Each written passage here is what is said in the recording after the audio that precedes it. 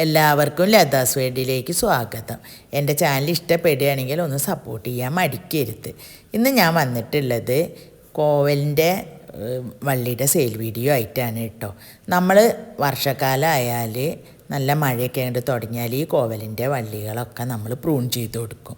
കാരണം ഇതുണ്ടായ വള്ളിയൊക്കെ കട്ട് ചെയ്ത് കളഞ്ഞ് ഇതിൻ്റെ വലിയ വണ്ണമുള്ള വള്ളികളാണ് നമ്മളിത് വെക്കാനായിട്ട് എടുക്കുക.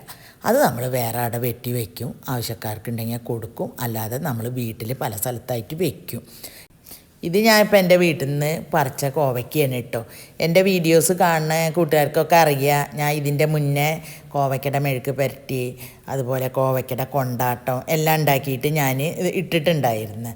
ഇത് എന്താ വെച്ചെങ്കിൽ കോവയ്ക്ക വളരെ വിഷങ്ങളടിച്ചിട്ടും പഴുക്കാതിരിക്കാൻ വേണ്ടിയിട്ട് പലത് ചെയ്തിട്ടുമാണ് വരുന്നത്. അപ്പം നമ്മൾ വീട്ടിൽ ഉണ്ടാക്കുകയാണെങ്കിൽ ഒരു വിഷത്തിൻ്റെ ഒരു കാര്യമില്ല, വളപ്രയോഗത്തിൻ്റെ ഇല്ല. ഇത് ഫ്രിഡ്ജിലൊന്നും വെച്ചില്ലെങ്കിലും 4-5 ദിവസത്തിന് ഒരു കേടും ഉണ്ടാവില്ല. പുറത്ത് വെച്ചാൽ നമ്മൾ കടയിൽ നിന്ന് മേടിക്കുന്നത് ഫ്രിഡ്ജിൽ വെച്ചിട്ടില്ലെങ്കിൽ പിറ്റേന്ന് അത് ആകെ കേടുവന്ന് കിടക്കുന്നതാണ്. അപ്പോൾ അതിലൊക്കെ നല്ല വളങ്ങൾ ഉപയോഗിക്കുന്നുണ്ടേ. ഇത് നമ്മൾ ഇവിടെ വീട്ടിൽ എന്തൊക്കെ നമുക്ക് കിട്ടുക, പച്ചക്കറി വേസ്റ്റാ, ആട്ടും കാഷ്ടപ്പൊടിയാ, ചാണകപ്പൊടിയാ, പിന്നെ ഇത്തിരി കടലപ്പിണ്ണാക്ക്, വേപ്പ് പിണ്ണാക്ക്, ഇതൊക്കെ നമ്മൾ കടലപ്പിണ്ണാക്കും വേപ്പ് പിണ്ണാക്കൊക്കെ വേണമെങ്കിൽ മതി. പക്ഷേ കടലപ്പിണ്ണാക്ക് ഇട്ടാൽ കൂടുതൽ പൂവ് പിടിക്കും, അതിനാണ് നമ്മൾ കൊണ്ടിടുന്നത്. അല്ലാതെ വേറൊരു വളങ്ങൾ ഈ കെമിക്കലായിട്ടുള്ള ഒരു വളവും നമുക്കിതിനെ ചേർക്കണ്ട. അസുഖമാണെങ്കിലോ പ്രത്യേകിച്ച് ഒരു അസുഖങ്ങളും ഇതിനില്ല.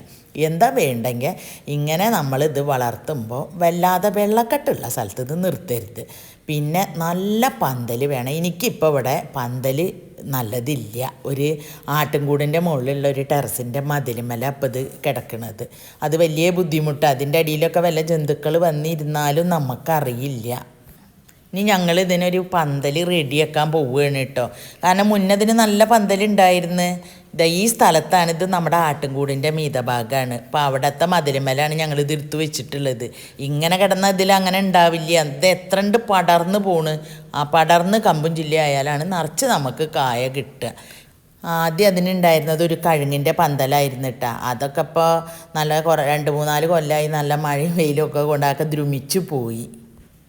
ഇതാണിപ്പോൾ ഞങ്ങൾ സെയിലിനായിട്ട് കൊടുക്കാൻ വേണ്ടി വെച്ചിട്ടുള്ളത് കേട്ടോ. ഇത് നിങ്ങൾ അവിടെ കണ്ടതല്ല, ഇത് വേറൊരു സ്ഥലത്തുള്ള കോവയ്ക്കാണ്.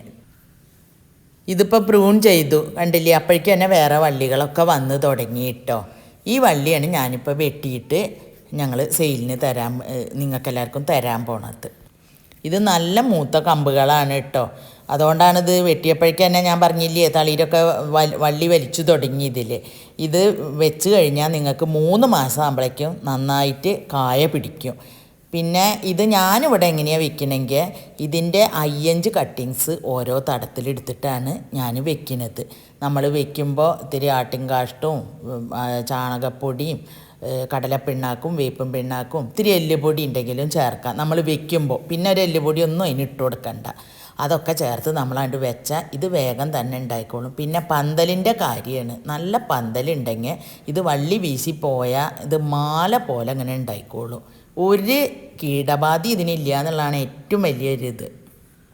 വേനൽക്കാലത്തെ അത്ര തന്നെ കായ വർഷക്കാലത്ത് കിട്ടില്ല കേട്ടോ. എന്നാലും നമ്മൾക്ക് ഒരു വീട്ടിലേക്ക് ആവശ്യത്തിന് ആഴ്ചയിലേക്കുള്ളതൊക്കെ കിട്ടും.